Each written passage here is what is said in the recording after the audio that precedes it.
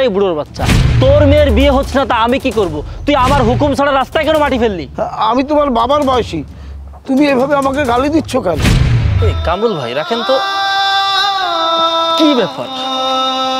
এখানে আবার পাতা ডাল দিয়ে রাস্তা আটকালো কে?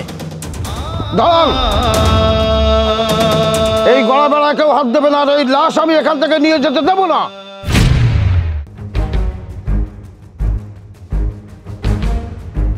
আদা, এর ভিতর কিভাবে যাব? হ্যাঁ বাবাজি, দাঁড়িয়ে আছেন কেন? হ্যাঁ আসেন। যাব, কিন্তু কোথায় যাব? এই কাদাযুক্ত রাস্তা ছাড়া কি আর কোনো রাস্তা নাই? চাচা, তোমার জামাই তো দেখে আস্তে একটা হাতি, কাদায় নামতে ভয় পাচ্ছে, যদি পড়ে যায়। চুপ কর। হ্যাঁ বাবাজি, অল্প একটু রাস্তা তো। হ্যাঁ আসুন আসুন। কত সময় লাগতে পারে? এই 10-15 মিনিট বাবা। 10-15 মিনিট? তাহলে তো প্রায় 2 কিলোমিটার রাস্তা। হ্যাঁ বাবাজি, রাগ করেন না, অল্প একটু রাস্তা তো। আসেন আসেন।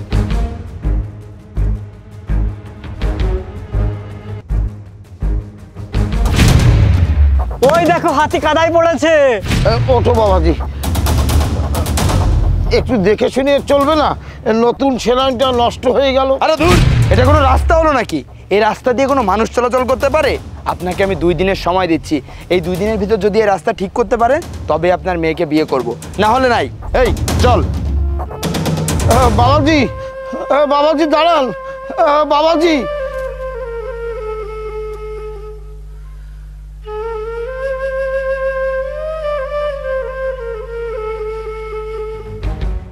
আরে চাচা, আপনি এটা কি করলেন?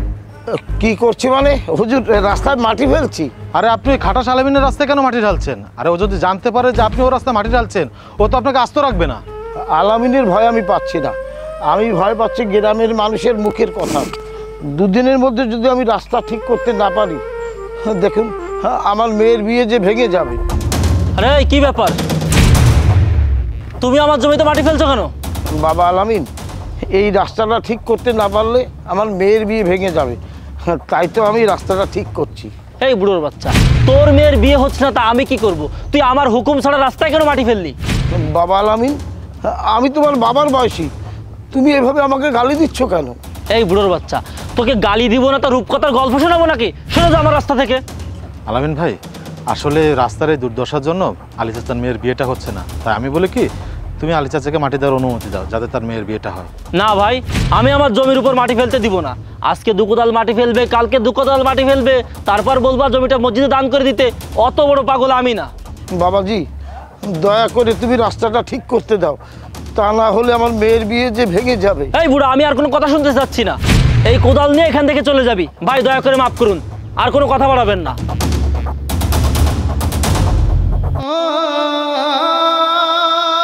এই কামরুল ভাই রাখেন তো, কি ব্যাপার? এখানে আবার পাতা ডাল দিয়ে রাস্তা আটকালো কে?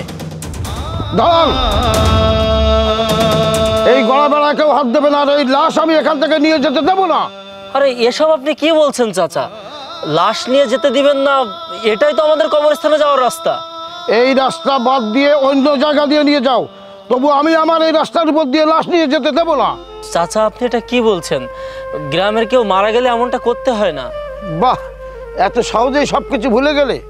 মনে আছে তোমার জায়গার উপর একটু মাটি দিচ্ছিলাম, তুমি আমাকে বাধা দিয়েছিলে, যার জন্য আমার মেয়ের একটা বড় সর্বনাশ হয়ে গেছে। এই লাশ আমি এখান থেকে নিয়ে যেতে দেবো না। চাচা, এটা কিন্তু অন্যায় করা হচ্ছে। কিসের অন্যায়? হ্যাঁ, এই আলামিনের জন্যই আমার মেয়ের বিয়ে ভেঙে গিয়েছিল, যে জন্য আমার মেয়ে আত্মহত্যা করেছিল। ওই অন্যায়ের কাছে আমার এই অন্যায় কিছুই না। এই লাশ আমি কোনো রকমে এখান থেকে নিয়ে যেতে দেবো না। চাচা আমি বুঝতে পেরেছি, আমি জেনে শুনে আপনার সাথে অনেক বড় অন্যায় করে ফেলেছি। আপনি আমাকে ক্ষমা করে দিন, আর বাবার লাশটা নিতে বাধা দিবেন না।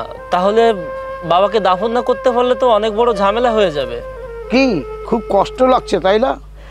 এর থেকে দ্বিগুণ কষ্ট সেদিন আমার লেগেছিল। আমি অনেক অনুরোধ করেছিলাম, অনেক অনুনয় বিনয় করেছিলাম, তুমি আমাকে ফিরিয়ে দিয়েছিলে। চাচা, মানুষ মাত্রই তো ভুল করে, তাই বলে কি আপনি এত বড় একটা ভুল করবেন? তাছাড়া আমাদের ইসলাম ধর্ম আমাদেরকে কি শিক্ষা দিয়েছে বলুন? কেউ ভুল করে আমাদের কাছে ক্ষমা চাইলে তাকে অবশ্যই ক্ষমা করে দিতে হয়।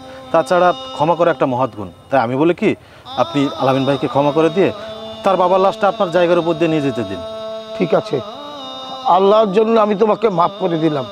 তবে একটা কথা, জায়গা জমি অর্থ সম্পদ এই পৃথিবীতে আজ আছে কাল নাও থাকতে পারে। যাও, আমি সরিয়ে দিচ্ছি।